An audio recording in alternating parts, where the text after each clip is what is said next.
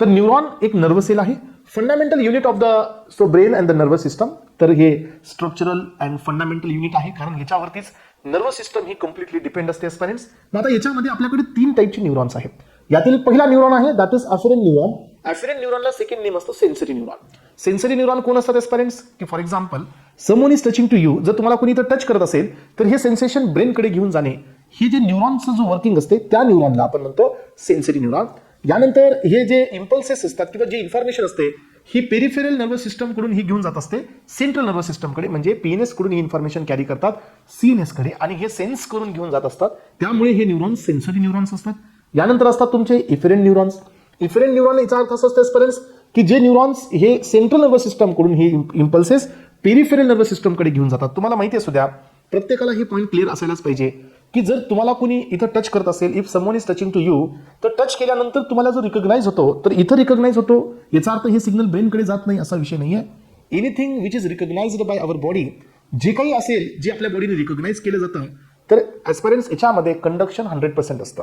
याचा अर्थ असं असतो की someone is touching to you, तर डेफिनेटली ही जी इम्पल्सेस आहेत किंवा हे जे सेन्सेशन आहे हे सेन्सेशन आधी ब्रेनकडे जाणार, ब्रेनकडे हे सेन्सेशन जाणार आहे, त्यानंतर ब्रेन ह्या सेन्सेशनला रिकॉग्नाइज करणार आहे, आणि ब्रेनमध्ये रिकॉग्नेशन होतं की इथं कोणता सेन्सेशन तुम्हाला टच करतोय, आणि त्याच वेळेला तुम्हाला समजतं.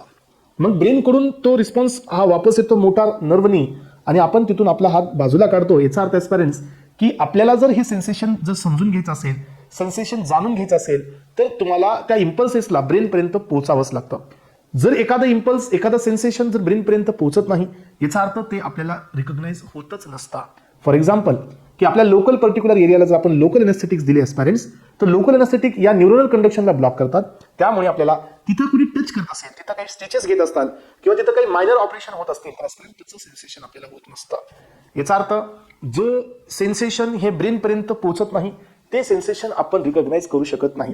जर आपण काही रिकॉग्नाइज करू शकतोय तर डेफिनेटली ते आपल्या ब्रेनपर्यंत पोहोचतंय.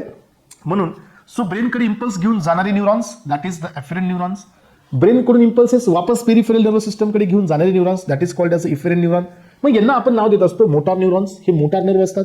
सो हे कॅरी करतात signal from the brain to the peripheral nervous system. तर हे सीएनएस कडे इम्पल्सेस कुठे घेऊन येतात, पीएनएस कडे घेऊन येत असतात ॲस्पिरन्स.